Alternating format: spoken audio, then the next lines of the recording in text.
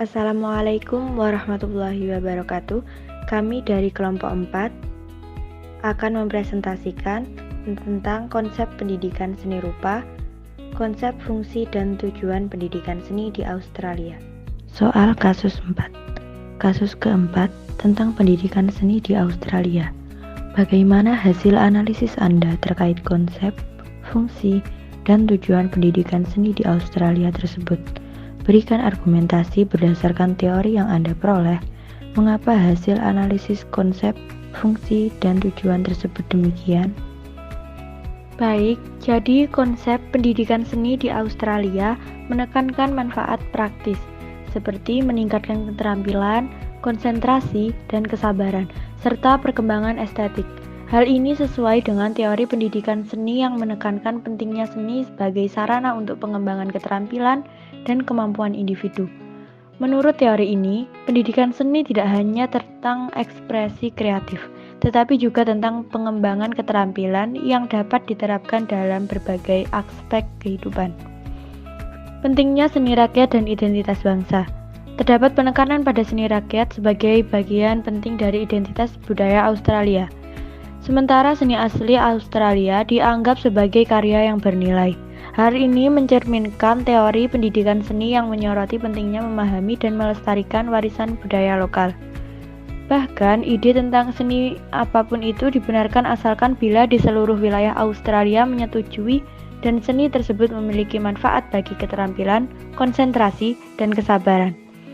Pendidikan seni di Australia diakui dapat memberikan kontribusi yang signifikan terhadap perkembangan anak, sesuai dengan teori pendidikan seni yang menekankan peran seni dalam merangsang kreativitas, pemecahan masalah, dan pengembangan keterampilan sosial dan emosional anak-anak. Konsep pendidikan seni di Australia selanjutnya adalah pendidikan seni di Australia lebih berkonsep pada keterampilan dan ekspresi, di mana kegiatan seni harus bisa berdampak pada anak.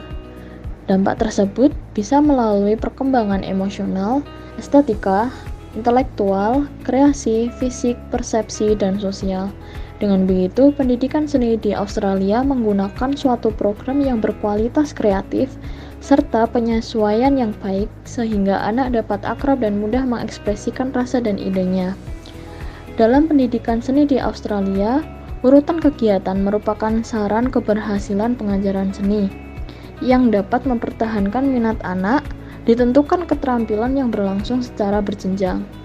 Masing-masing kegiatan harus memberikan tantangan sehingga mendorong anak untuk menguasainya. Pendidikan seni di Australia dalam waktu tertentu tidak mengajarkan keterampilan lebih dari satu, namun diharuskan di tiap pengajaran dilakukan dan diberikan perbaikan dan evaluasi. Pembeda pendidikan seni di Australia dengan negara lain. Yang pertama, seni dan kerajinan di Australia sendiri berlabel dalam pendidikan yang digunakan secara tidak tegas dan cenderung mempersamakan. Yang kedua, ide tentang seni apapun dapat dibenarkan apabila di seluruh wilayah Australia menyetujui dan seni tersebut memiliki manfaat bagi keterampilan, konsentrasi, dan kesabaran. Yang ketiga, karya orisinil menurut orang Australia sendiri berasal dari seni tradisional pribumi atau budaya asli. Kemudian, tingkatan sekolah dalam pendidikan seni di Australia. Dalam sekolah dasar sendiri ditangani oleh para ahli dan penasehat keliling, yang tujuannya untuk memiliki perlengkapan yang memenuhi persyaratan seperti studio, ruang kerja, peralatan, hingga tenaga didik yang terlatih dengan baik. Sementara sekolah menengah sama halnya dengan sekolah dasar, diharapkan memiliki studio ruang kerja, laboratorium, peralatan, hingga menyediakan ruang khusus bagi murid yang berbakat. Sementara tingkatan universitas, pengaruh seni diharapkan diperluas untuk lebih melengkapi penyebaran dan perkembangan teknologi dan pengetahuan lain yang sedang meluas. Beberapa fungsi utama pendidikan seni di Australia antara lain: 1. perkembangan kognitif. Pendidikan seni merangsang aktivitas, pemikiran kritis, dan keterampilan pemecahan masalah peran siswa, sehingga mendorong perkembangan kognitif. 2. Pertumbuhan emosional sosial. Melalui ekspresi artistik dan kolaborasi, pendidikan seni meningkatkan kecerdasan emosional, kepercayaan diri, dan keterampilan interpersonal. 3. Apresiasi dan keberagaman budaya. Pendidikan seni menyebarkan siswa pada tradisi budaya yang beragam, menumbuhkan apresiasi terhadap keragaman budaya, dan menghormati identitas yang berada. 4. Ekspresi pribadi dan pembentukan identitas. Pendidikan seni menyediakan wadah bagi siswa untuk mengekspresikan diri mereka secara otentik dan mengeksplorasi identitas mereka secara kreatif. 5. Pemahaman dan apresiasi estetika. Siswa mengembangkan pemahaman tentang teknik dan prinsip artistik, meningkatkan apresiasi dan kepekaan estetika mereka. 6. Integrasi di seluruh kurikulum. Pendidikan seni diintegrasikan di seluruh kurikulum, memperkaya pengalaman belajar siswa dan mendorong hubungan interdisipliner. Secara keseluruhan, pendidikan seni Australia berfungsi sebagai alat penting untuk mendorong pengembangan holistik, pemahaman budaya, dan pembelajaran interdisipliner di kalangan siswa. Fungsi pendidikan seni di Australia. Dalam pendidikan seni di Australia dengan sistem pendidikan yang baik, kegiatan seni dan kerajinan dapat berfungsi untuk memberikan pengaruh terhadap perkembangan anak secara seimbang. Pendidikan dalam arti yang luas yaitu perkembangan emosi, estetik, intelektual, kreasi, fisik, persepsi, dan sosial. Kegiatan seni yang terencana dengan baik dapat memberikan aneka pengalaman memecahkan masalah dan menyajikan kepuasan yang diakibatkan oleh menemukan dan menghasilkan sesuatu. Fungsi pendidikan seni diantaranya sebagai pemenuhan kebutuhan anak dalam berekspresi, berapresiasi, berkreasi, dan sebagai wahana ekspresivitas, sensitivitas, dan kreativitas. Dan dalam mencapai fungsi tersebut mencangkup aspek rasa, kognitif, dan tingkah laku dari masing-masing orang. Hal tersebut juga dapat dipicu oleh kreativitas masing-masing orang. Progresivisme mendukung siswa untuk dapat mengembangkan kreativitasnya dalam pemenuhan kebutuhan pribadinya. Keaktifan anak didik akan mendorong perkembangan pengetahuannya dalam dunia pendidikan, dengan memfungsikan guru sebagai seorang peneliti dan sekolah sebagai wadah atau laboratorium bagi siswa. Baik, selanjutnya tujuan pendidikan seni di Australia. Tujuan pendidikan seni di Australia adalah untuk mengembangkan kreativitas, ekspresi diri, apresiasi terhadap seni dalam beragam bentuknya, dan peningkatan pemahaman budaya. Selain itu, pendidikan seni juga dapat membantu siswa mengembangkan kemampuan berpikir kritis dan analitis serta mengekspresikan diri dengan cara yang unik. Alasan dari tujuan tersebut adalah untuk memperkaya kehidupan siswa, mempromosikan pemikiran kritis, dan mempersiapkan mereka untuk berkontribusi dalam industri kreatif yang berkembang pesat. Tujuan pendidikan seni di Australia memiliki beberapa fokus utama, termasuk yang pertama, mengembangkan kemampuan akademis dalam memecahkan persoalan pendidikan di Australia, berfokus pada mengembangkan kemampuan akademis siswa untuk memecahkan persoalan dengan menyediakan atmosfer belajar yang mendukung. Yang kedua, mengembangkan kemampuan keterampilan. Pendidikan di Australia juga berfokus pada pengembangan kemampuan keterampilan siswa seperti keterampilan berpikir kritis, analisis, dan komunikasi.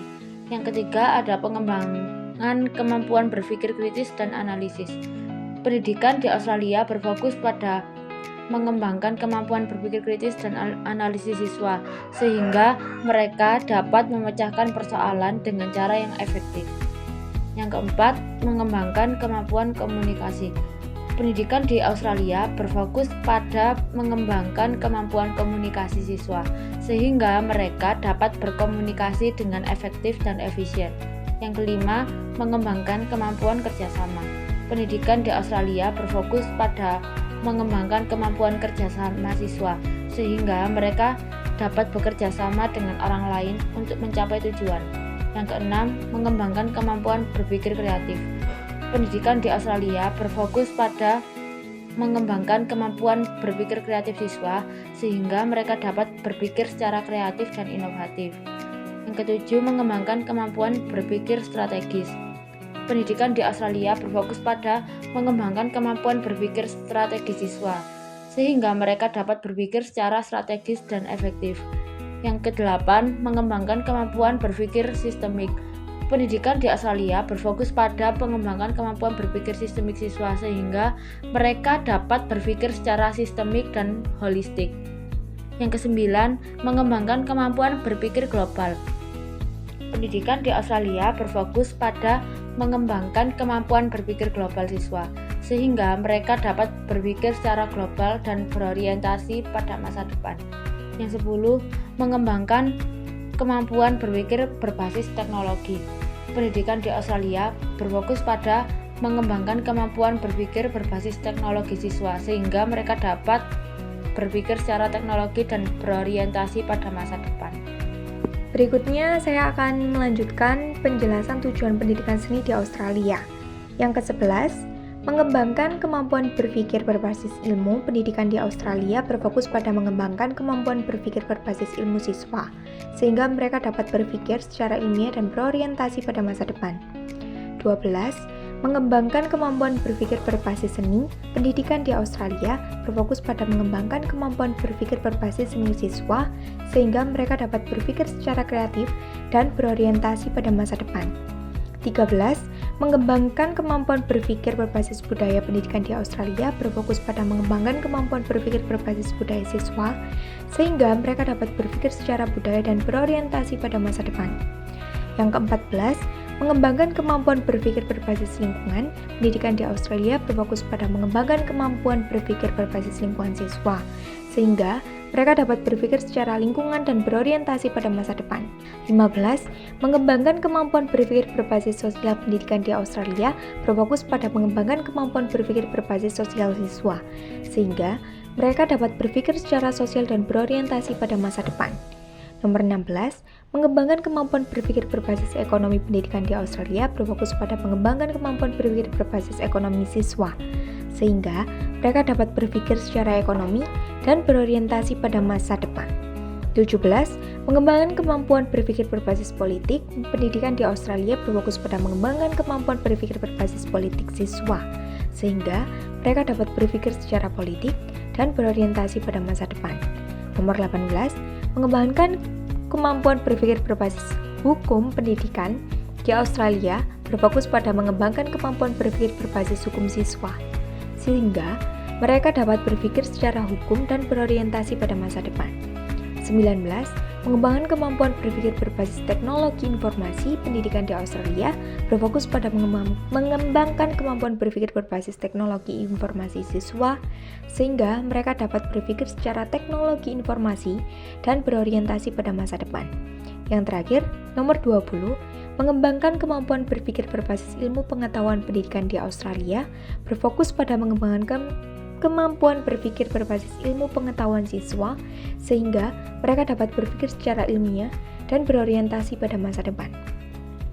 Dengan demikian, tujuan pendidikan seni di Australia sangat luas dan beragam, mencakup berbagai aspek kehidupan siswa, termasuk akademis, keterampilan, komunikasi, kerjasama, berpikir kreatif, berpikir strategis, berpikir sistematik, berpikir global, berpikir berbasis teknologi, berpikir berbasis ilmu, berpikir berbasis seni, berpikir berbasis budaya, berpikir berbasis lingkungan, berpikir berbasis sosial, berpikir berbasis ekonomi, berpikir berbasis politik, berpikir berbasis hukum, dan berpikir berbasis teknologi informasi. Sekian dari kelompok kami. Apabila ada kurang atau salahnya kami mohon maaf. Wassalamualaikum warahmatullahi wabarakatuh.